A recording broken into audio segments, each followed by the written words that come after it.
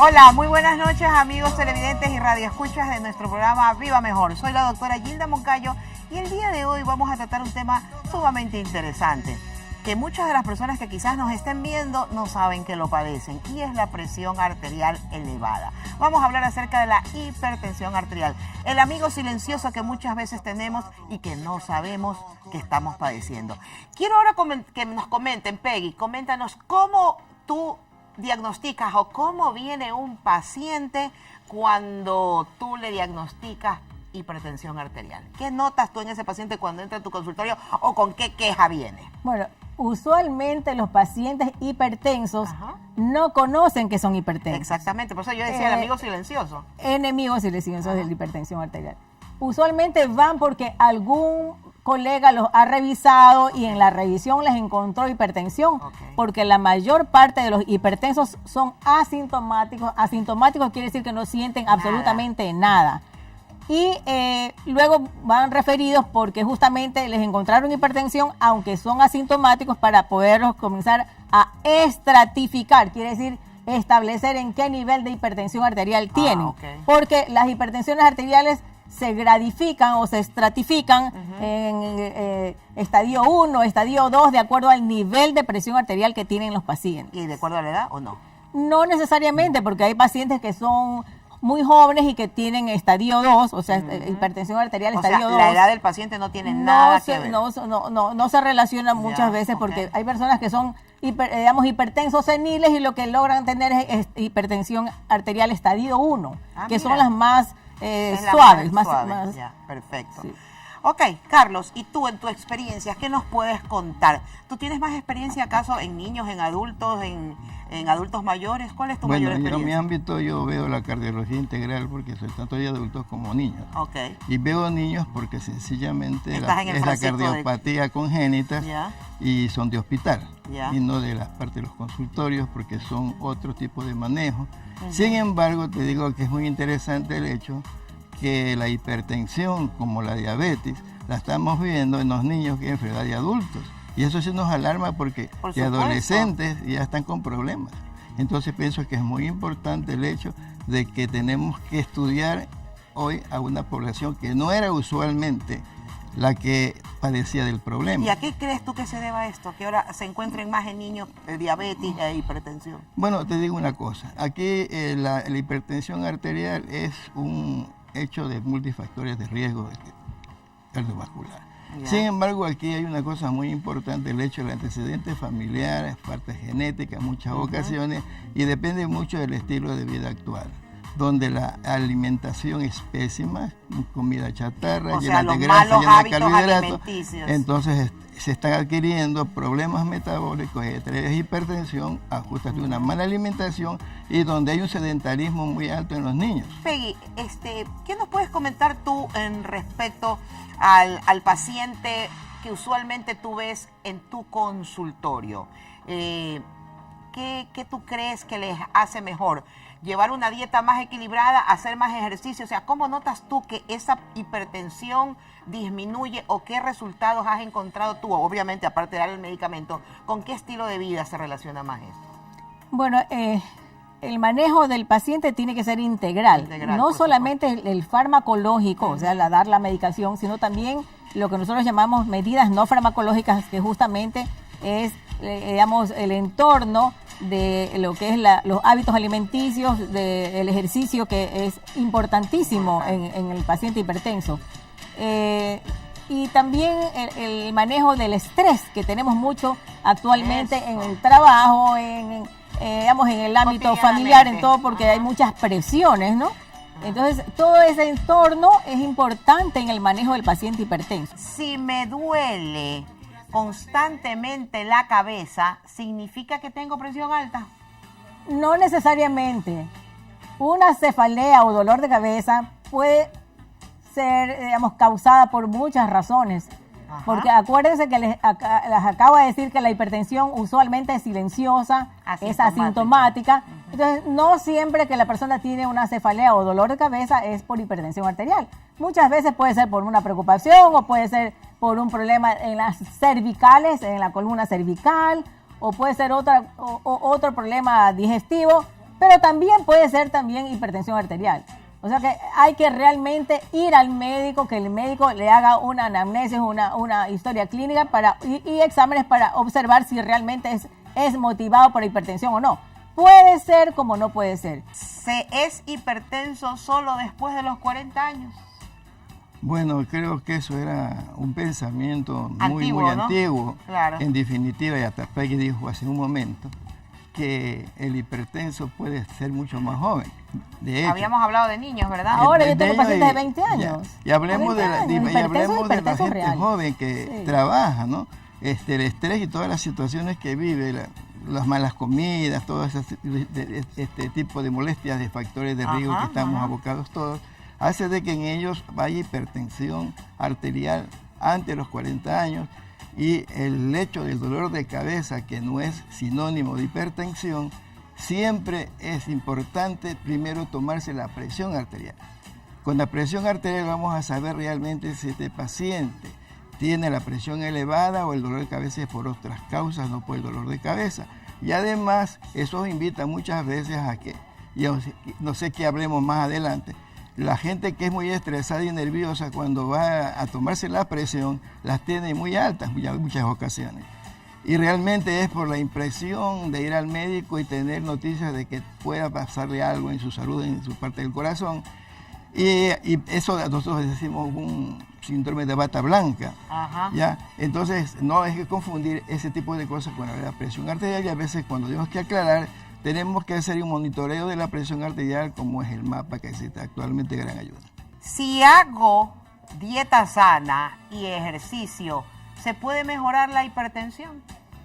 Bueno, la hipertensión arterial sí se mejora si uno hace dieta sana y ejercicio, pero no se cura, porque es una enfermedad que una vez que llega no se va, es incurable. Claro. Es una enfermedad que es de origen heredofamiliar y que más bien, por el contrario, es progresiva. Ahora, si la persona al inicio fue una persona muy obesa y logra bajar muchísimo de peso, lógicamente los niveles de presión van a bajar. ¿Por qué? Porque la presión arterial se relaciona con el peso. Claro, no si la persona tiene muchísimo peso, la presión va a subir. Si esa misma persona baja de peso, la presión va a bajar un poco. Pero en ningún caso va a tener que prescindir de los medicamentos, de los fármacos, porque es una enfermedad que necesita un control. O sea, el momento en que tú comienzas a tomar o recetas o prescribes un antihipertensivo, ese paciente tendrá que seguirlo tomando siempre. Porque es necesario para esa persona, porque es una forma, las medicinas que se usan para la presión arterial elevada no son para curar, son controladoras, la palabra es control, se controla que la presión arterial se mantenga a niveles artificialmente normalizadas para evitar que el golpeteo de sangre en las paredes arteriales las dañe y las destroce. Vamos a atender una llamada que tenemos el día de hoy. Hola, muy buenas noches. ¿De dónde nos está llamando? Sí, buenas noches. ¿Cómo está usted? Le estoy llamando de aquí de Guayaquil. Mi nombre es Sonia. Sonia, ¿cómo está? Díganos, ¿cuál es su inquietud? Tengo una inquietud. Generalmente yo tenía antes una presión baja, ahora veo que se está haciendo irregular, pues a veces estoy con presión baja, pero también se me eleva. Llego a 160, a 82. Quiero saber, digamos, si ya tengo que tomar las pastillas para la hipertensión, porque lo que me preocupa es que cuando se baje y yo tome las pastillas para subir la presión, pues voy a tener pues un poquito de malestar o no sé qué tipo de situación voy a estar. Entonces quería que eso me aclare. Soy una persona activa, ¿qué edad soy delgada, tengo tiene? 62 años y tengo hipotiroidismo. Ok, perfecto. Nos quedó clarísimo su cuadro y vamos en este momento a contestarle. Peggy, ¿qué tú crees que piensas? Doña Sonia, mire, usted está justamente entre las personas que inician la hipertensión ya pues en edad más avanzada, porque hay etapas para el inicio de la hipertensión. Usualmente la mayoría inicia luego de la menopausia, que son más o menos 45 años, y otro grupo de personas aparece la hipertensión después de los 60 años. ¿No? Claro que ahora tenemos de todas las edades, porque tenemos también pacientes de 20 años, pero el grupo mayor son esos dos grupos. Las personas como ella, que acaba de decir que es hipotiroidea también, además. Así es. Entonces, justamente esa es la razón por la cual tiene inestabilidad presórica.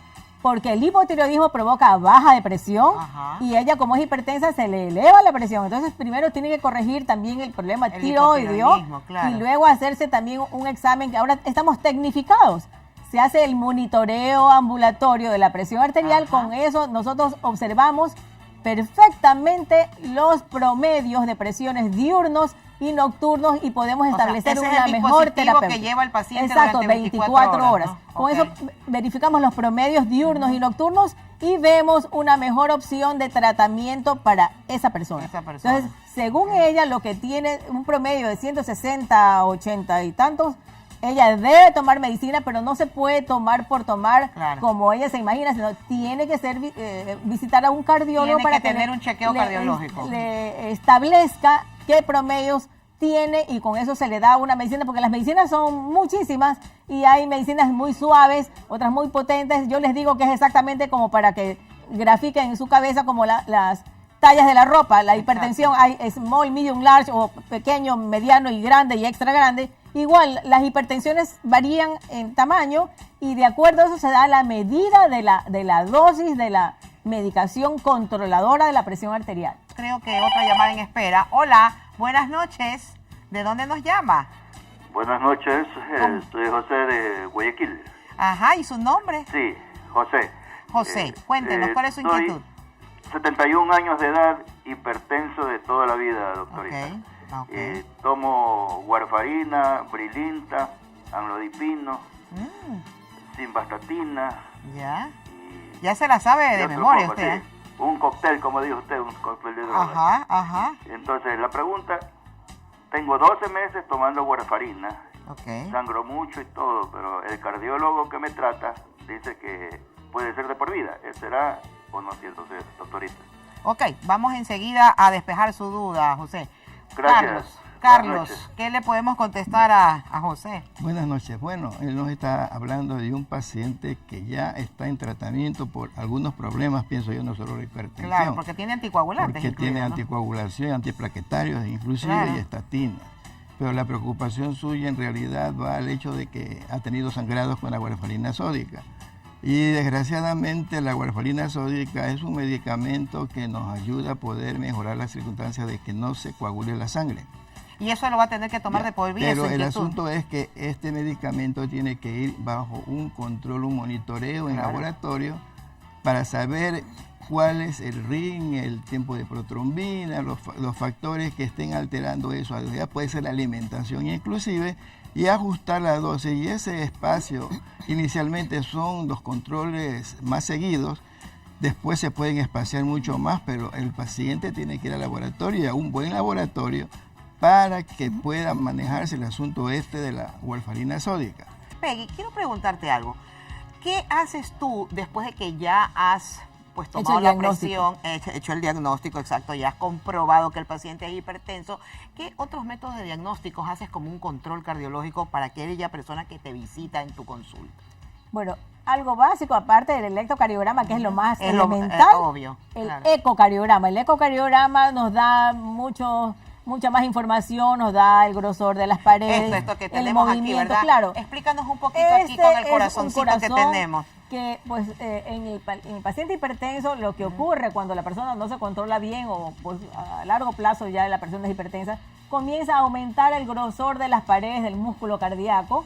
Este músculo cardíaco se llama miocardio y esto se puede observar tanto en el electrocardiograma, pero primero se ve en el ecocardiograma. Entonces se miden las paredes o el grosor de las paredes del músculo cardíaco, se ve el movimiento de las paredes del músculo cardíaco, de las diferentes paredes, se ve el paso de la sangre a través de las válvulas cardíacas. Esta es la válvula mitral, esta es la válvula tricúspide, también aquí tenemos la arteria aorta y la arteria pulmonar, y aquí tienes dentro sus válvulas también. Entonces, viendo este hermoso corazón, podemos explicar al paciente. Yo tengo mi forma de explicar al paciente porque hay que hacerles que entiendan su enfermedad para que se puedan cuidar mejor. De otra forma, no se van a cuidar bien. Sobre todo las personas más jóvenes tienen más dificultad en el control de su enfermedad. Porque lo que tienen que saber es que a la larga la hipertensión va a complicar todos los órganos de arterias, que son todos los órganos del cuerpo. va a complicar, puede complicar el cerebro, el corazón, el riñón, claro. Todo lo que hay arterias en el cuerpo. Entonces, los ojos, hay lo que se llama la retinopatía hipertensiva, en el riñón, la nefropatía hipertensiva, pueden terminar en hemodiálisis en las personas que no se cuidan bien, o en el famoso accidente cerebrovascular, que es simplemente el hecho de no haber cuidado bien un tratamiento de la presión arterial. Muy tristemente recuerdo pacientes jóvenes que dejaron de tomar su medicación y pues fallecen por haber dejado de tomar la medicina, porque entonces se rompe una arteria del cerebro y provoca el accidente cerebrovascular. Entonces, esas cosas hay que explicarles a los pacientes para que tengan, la precaución de tomar siempre y tengan lo que nosotros llamamos adherencia terapéutica, o sea, que la persona tenga el cuidado de tomar su medicina siempre y entender que también pues tiene que revisarse, porque la hipertensión no quedó allí, sino que puede ir progresando o siendo más grave. Vamos a contestar otra llamada. Hola, buenas noches. Buenas noches. ¿Cómo está? ¿De dónde nos llama? De Guayaquil. Ajá, ¿y su nombre? Mi nombre es Margie. Margie, díganos, ¿cuál es su inquietud, Margie? Sí, disculpe, quería preguntar qué relación existe entre la hipertensión arterial y la diabetes. Y la diabetes. Ok, Peggy, ¿podemos contestarle a Margie esa pregunta? Hola Margie, ¿cómo estás? Mira, la hipertensión arterial es una enfermedad, la diabetes es otra enfermedad, pero usualmente coexisten. Exacto. Usualmente coexisten porque muchas personas hipertensas tienen diabetes y la mayoría de los diabéticos tienen hipertensión arterial. Aunque también pueden ser personas que tengan solo diabetes o solo hipertensión, pero existe una muy frecuente, combinación de ambas enfermedades, y ambas enfermedades provocan alteraciones arteriales. Entonces, la persona que es hipertensa ya se sabe que va a haber un daño arterial finalmente, y la persona diabética también. Entonces, tienen doble agresión arterial y por tanto necesitan una mucho mayor protección. Entonces, como estaba hablando Carlos sobre la cuestión desde la preeclampsia y de la eclampsia en pacientes embarazadas, es diferente el manejo de una persona que sea hipertensa ya cuando está embarazada, antes del embarazo, porque ya pues tiene que usar unas medicinas que usualmente se cambian las medicinas, porque no se tienen que usar las mismas medicinas previas, porque esas medicinas usualmente hacen daño al feto. Entonces hay que hacer, por eso ese manejo no lo puede hacer el paciente solo, tiene que ser con mucha profesionalidad, rigurosa. Ni siquiera el ginecólogo puede manejar eso, o sea, tiene que ser el cardiólogo, por supuesto. Y lógicamente ya hay las otras pacientes que son pues que inician su embarazo normalmente y que usualmente hacen lo que se llama la preeclampsia en el último estadio del embarazo, y el manejo es distinto. Pero igual en los dos casos son pacientes de alto riesgo y tienen que estar siempre completamente, controladas con el profesional adecuado. Cuando se ha tenido un problema vascular, ¿se podría practicar una actividad física o esta enfermedad está prohibida? Depende de qué tipo de problema cardiovascular haya tenido. Claro. Si ha tenido un infarto del miocardio y ya ha tenido bypass coronario, o se ha colocado stent y quedó pues en buenas condiciones, tiene una buena función ventricular, puede hacer su ejercicio sin problemas. Ahora, si la persona ya ha tenido secuelas muy irreversibles, como una función ventricular demasiado deteriorada y